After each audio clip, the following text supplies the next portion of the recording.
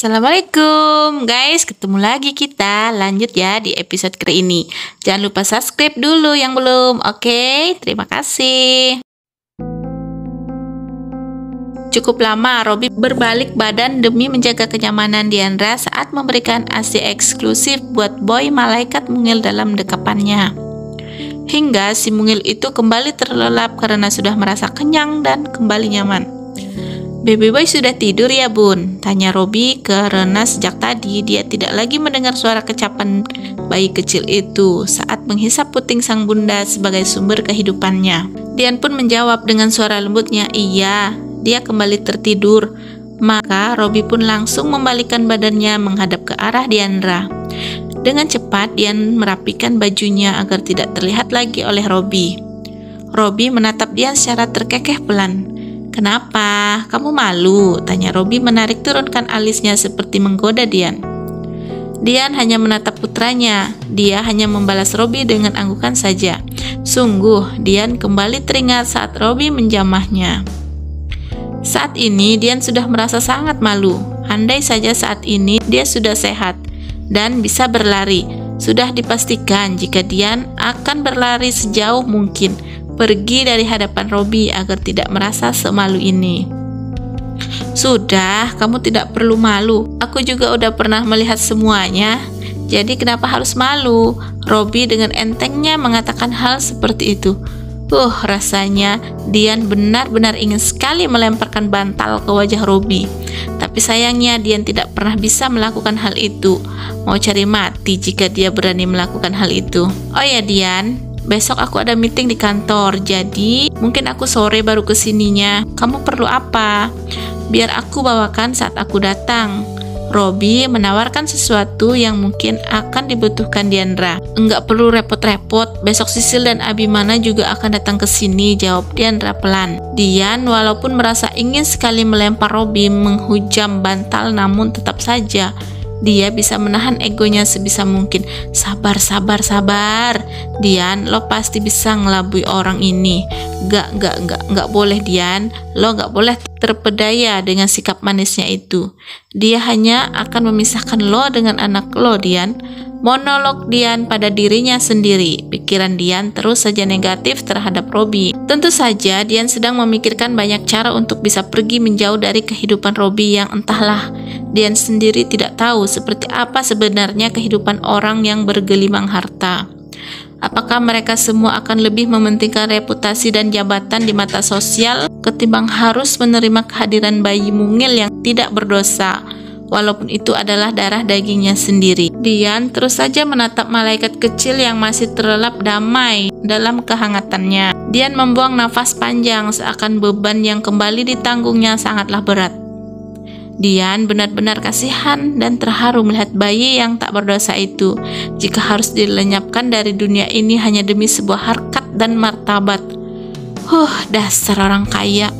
Kamu tenang aja sayang, kamu masih ada ibumu yang akan selalu menyayangimu tanpa rasa sesal. Kamu akan menjadi penyemangat dalam hidup ibu, nak. Setidaknya itu adalah keputusan Dian yang akan membesarkan sang putra walau tanpa Robby sang ayah. Dian sudah mantap dengan keputusannya. Sampai kapanpun dia akan selalu mengingat isi percakapan Robby yang direkam oleh Alea. Dengan mengingat audio itu, maka segala kebencian Dian pada Robby semakin bertambah. Awalnya Dian tidak pernah menyimpan dendam dengan Robby, pria yang ada di hadapannya ini, walaupun pria itu juga yang sudah merenggut mahkota paling berharga miliknya. Namun Dian tetap tidak memiliki dendam sedikit pun. Namun ketika Alia memberikan bukti perbincangan Robby, sejak saat itu pula Dian selalu waspada dan memupuk kebenciannya di hati. Dian sudah berjanji pada dirinya sendiri akan terus membenci pria kaya. Pikirnya semua orang kaya hanya akan memilih status dan martabatnya saja. "Hei, kamu melamun Dian?" Suara Robby mengagetkan Dian, hampir saja dia melompat saking kagetnya. Beruntung Dian masih bisa mengendalikan dirinya. "Istirahat Dian, kamu pasti capek."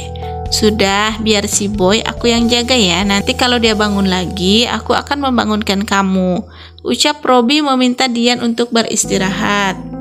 Robby sudah menjalankan tugasnya, setidaknya sekarang dia akan menebus segala kesalahan yang sudah dia perbuat. Terlebih lagi mengingat saat kehamilan Dian yang seorang diri, hati Robby terasa pilu. Dia sangat tahu bagaimana rasanya menentang banyak orang seorang diri. Robby kembali menyelimuti tubuh Dian yang terlihat lelah dengan sangat hati-hati.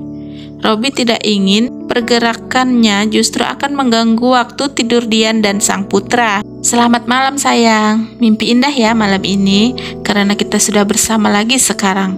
Ucapnya lembut seraya mengusap surai rambut Dian yang hitam pekat dan bergantian mengusap puncak kepala sang putra penuh sayang. Robby sudah sangat yakin jika anak itu adalah anaknya bersama Diandra. Oleh sebab itu pula Robby sudah mencurahkan semua segenap rasa kasih dan sayangnya pada sosok mungil di sampingnya. Robby kembali mengutak-atik ponselnya demi membalas pesan orang-orang yang sudah cemas padanya karena menghilang tanpa berita. Robby menghubungi asistennya, orang yang sudah sangat dipercayanya, untuk datang ke rumah sakit. Saat ini juga, tidak peduli waktu yang sudah larut, Robby akan memberikan tugas berat dan rahasia kali ini.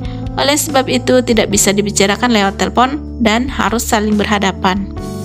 Setelah dia melihat kedua makhluk lemah di depannya, sudah sangat nyaman dalam posisi lelapnya, Robby bergegas keluar ruangan sejenak untuk menemui orang yang sangat dia percaya.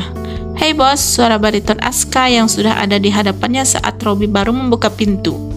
"Ayo kita duduk di sana," tunjuk Robby seraya menuju sofa yang memang disediakan oleh pihak rumah sakit yang seperti rumahnya sendiri. Orang kaya mah bebas ya guys. Keduanya sama-sama duduk di sofa panjang. Tidak terlihat sedikit pun kecanggungan antara atasan dan bawahan karena selain Aska sebagai bawahan Robby, Aska juga memang menyandang predikat sebagai kerabat dekat Robby. Bahkan sejak kecil, Robby dan Aska sudah selalu bersama. Keduanya memang sangat sulit dipisahkan. Memang benar kata pepatah, jika hati dan jiwa sudah sefrekuensi, ya memang begini hasilnya. Terlihat nyaman di pandangan dan sangat indah untuk dikenang. Hehehe, kok jadi ngegombal ya guys? Efek baper baca puisi nih pastinya. Hehe, sorry ya guys. Oke, kita lanjut lagi. "Ada apa sih Bi?" selidik Aska yang sedang merasa aneh dengan sepupunya. Banyak pertanyaan yang berseliweran di kepala Aska untuk Robby. Salah satunya kenapa dia saat ini ada di rumah sakit bersalin.